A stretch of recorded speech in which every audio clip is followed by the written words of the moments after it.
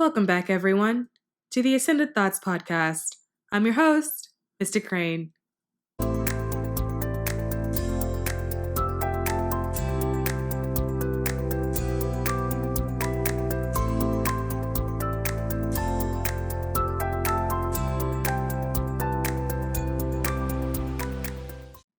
So I thought long and hard about whether or not I wanted to use this particular medium and this particular podcast to currently speak out about what is happening and taking place in the United States.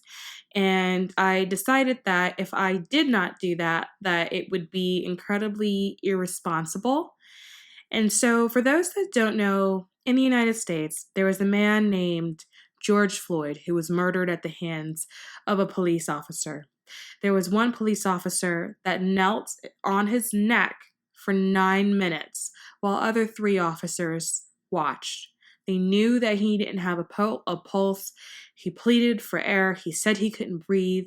He was worried about dying. Onlookers told the police officers to get off of him, that they were killing him, and this particular police officer continued to do so anyway, resulting in this man's death. This particular event is a culmination of various events in the United States of police brutality and Black people dying at the hands of police. I thought it would be a good idea to use this particular medium to help people further understand what was going on, and then also be a productive outlook and provide different ways that people can get involved in the cause that may not be marching in the streets or being out there exposed to COVID-19. Maybe there are people out there who feel like they want to make a difference, that they want to contribute to this part of history that we're now witnessing, because it will be in history books. But maybe they don't know what to do or how to get there. And just for background, I feel it's important for you guys to understand my identity before I continue to speak. I want you to understand my perspective and the shoes that I walk in every day and why I'm speaking to you about this issue. I am a Black woman. I am an American citizen. I do reside in the United States, and the experiences of that Black people are sharing with the community and with the world are no different than the experiences that I have gone through in my own particular life. In addition to that, I do actually work in racial justice and activism and politics. That is my day job outside of the work that I do spiritually. It is how I pay my rent. So this is something that I am incredibly connected to on a day-to-day basis. Daily, every single day, I wake up and I am committed to the cause, and I think about how I can further contribute to these spaces in order to make a difference. And what I find is that a lot of people don't know what to do. It's not that they don't want to do anything. They just don't know what to do. And when I say a lot of people, I am particularly referring to white people. They don't necessarily know what to do. They don't know the questions to ask. They don't know where to go. They don't know resources. They sometimes fear that if they were to approach a Black person and ask these questions, that they may be perceived as ignorant or less knowing, or maybe just less than smart. And they are oftentimes concerned about the reception that they're going to receive as a result of that. And so what happens is they don't ask the questions go unanswered. And they are oftentimes left with feeling like they cannot access the resources that they need to access in order to be able to further understand. Now, there are multiple schools of thoughts when it comes to this. There are some people that will just say to you, how do you not understand? Do you not watch TV? Do you not ever tune into the news? Or, you have a phone. I know you have a Twitter. Are you not constantly looking at it to see what's trending? Because if you are that aware, then you should be aware of the issues that are currently facing the community and what's going on. How do you not understand? But then there are other people that recognize that allies are important, and that even though you may not understand why they may not understand, it does not mean that they also don't want to. And sometimes it is helpful for you to exercise a little bit of patience to be able to explain it again.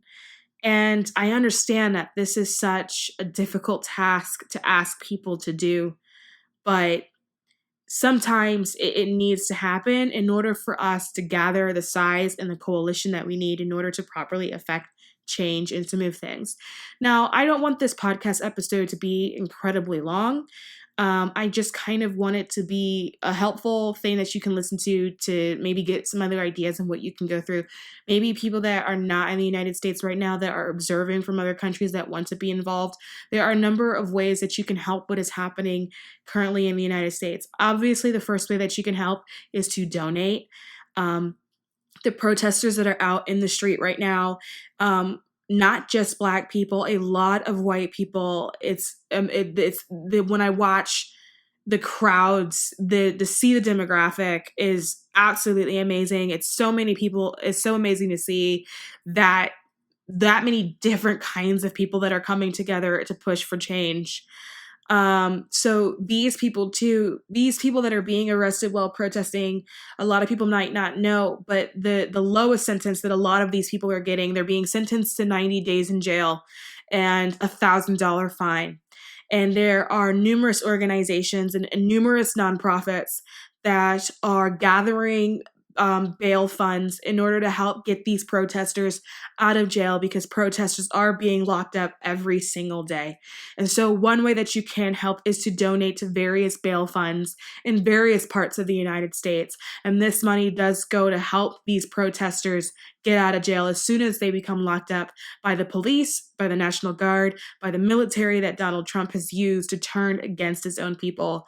For people that don't understand, who are outside of the United States, I will say that again, Donald Trump has used the military to turn it against the United people. So the US military that should be protecting enemies of the state have now declared essentially that United States citizens that are out protesting for racial justice are now the new enemies of states. And they are now also attacking our protesters. Our protesters are being shot in the face with rubber bullets, with tear gas, with flashpoints, flashbangs. They're getting hurt. There are children that are out there that are protesting with their parents. They are getting hurt. On top of everyone doing this, we still are in the middle of a pandemic. There are concerns that people may get sick, that there may be a spike. So there are a lot of nuances and things that are going on here. That is one way that you can actually help or contribute. If you do not have money to donate, a lot of people don't. Another huge way is simply to spread awareness. If you see these stories, share them. If you understand what's going on, please talk to your friends and your families to help them understand what's going on, to share that information, to share that knowledge. The more knowledgeable that we are, the more that we are in a position and in a place in order to affect change and push a movement and make sure that change sticks. Another way that everyone can assist us and help during these times is to hold your leaders accountable, hold your elected officials accountable, show up to their rallies, show up to their speeches, ask them these tough questions, write them these letters, ask them these tough questions in their letters, demand that they actually stop. Another thing is that you can actually make the decision yourself to become the leader that is needed in order to actually push these changes and affect these changes. A lot of times people say we've got to vote in new candidates, we've got to vote in new representatives, and people don't necessarily stop to consider the fact that you can be that new candidate, that you can be that new representative. If you feel like that you have ideas and a platform that can really help contribute to change, there is no reason why you cannot step up to the plate and be that leader in order to get the job done. That is also a possibility. Most importantly, what I am going to ask of all of you at this time is to approach this whole situation with love. You need to approach a situation, yes, with your demands, yes, demanding that there needs to be a change, but also understand that everybody in a situation is hurting right now, that your Black brothers and sisters are not only hurt, because of what we saw, but we are also grieving.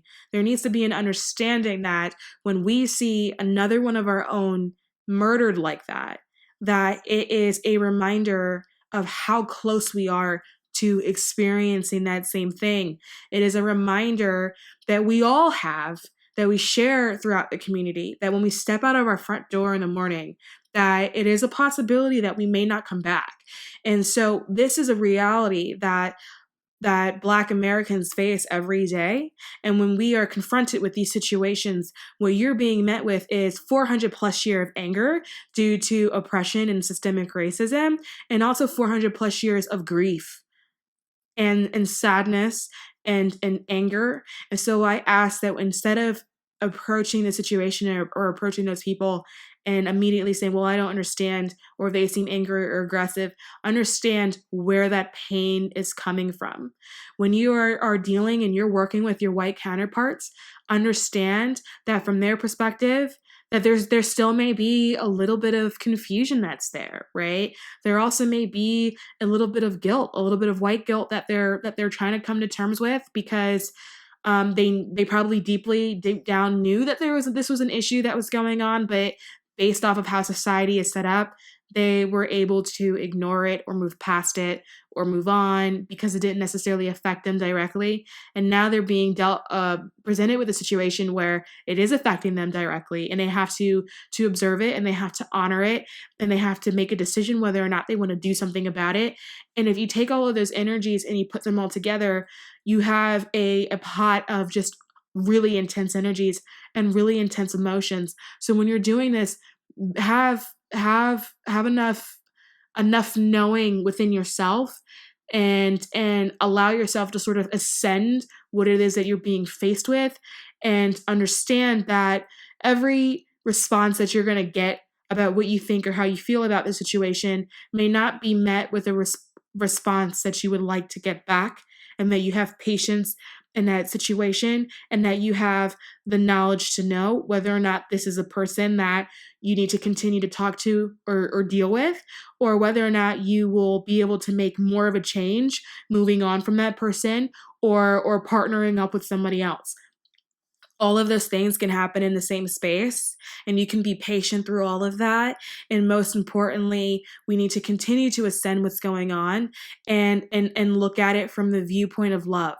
And when I'm saying ascend, I really mean ascenders, that you do not take that to mean that you ascend the entire thing and then move on with your life, because this is something that really needs to be dealt with and fixed. So I mean, ascend the low vibrational anger and sadness and that you're getting from other people, because you have the deep inner knowing of where it comes from, and you're going to make the decision to move us as a collective and as a society forward by removing those negative energies from our spaces. And those negative energies are the outdated systems, are the systemic oppression, are the 400 plus years of racism and just complete and utter injustice. And make the decision to be on the right side of history and help the rest of us move this planet, move this consciousness, this collective into the dawn of new age, by switching out these systems, switching out these leaders, and switching out these viewpoints that no longer serve us. And know that in the end, we will be okay. That because we're going to do this together. This is not something that one person can fix. I think everyone is in a space where they're starting to see that, and they're starting to understand that it's going to take a lot of people, and it's going to take a coalition in order to get the job done, in order to see the changes that we want to see as an actual society. And I feel like we will actually begin to get there. But we need everybody involved. Everybody has a part to play. Everyone has a role to play, but nobody's part and nobody's role is more significant or important than the others.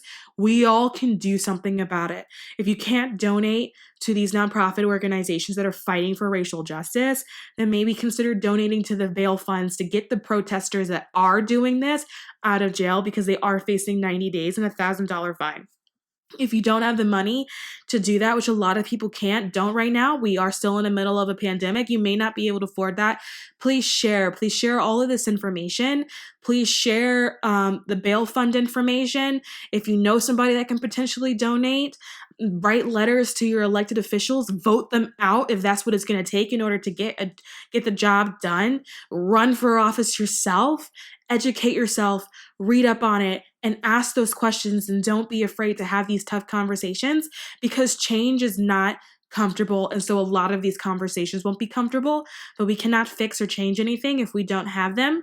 And it's so unnecessarily or so necessarily important for us to have the courage and the bravery in order to do that. And we all possess that. Dig deep into yourself, access it from your heart center, and know that this is part of your role to play as an ascender and as somebody that is on this earth right now that has committed themselves to pushing this planet into the age of Aquarius. Because if you are down here, if you are incarnated during this particular time, then that is what you are here to do. And so I am going to end this episode with that. I'm going to put these tips in the show notes. I'll leave us a few bail funds in the show notes if you guys want to take a look at that. And I hope that you guys choose to be on the right side of history this time. And as always, stay inspired and keep ascending.